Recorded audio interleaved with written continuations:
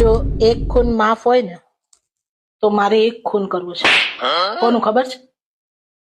જેણે આ વાસણોની શોધ કરી છે ને એને.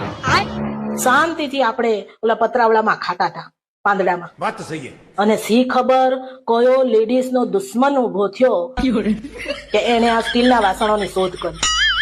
અને શોધ કરી તો વાંધો નહીં, ચલો અમે એ સહન કરી લે. પણ એક થાળીની શોધ કરવી હતી. આ બધા નાના ને મોટા ને બધા વાસણોની શેની શોધ કરી? ચમચી ને વાટકા ને થાળી ને ગ્લાસ ને ડીશ.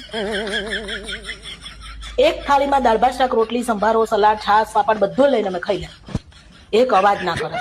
આ તો શાક વાટકીમાં આપો, દાળ વાટકીમાં આપો, છાશ ગ્લાસમાં આપો, ખાવા માટે ચમચી આપો, ચટણી લેવા ડીશ આપો. પછી શું?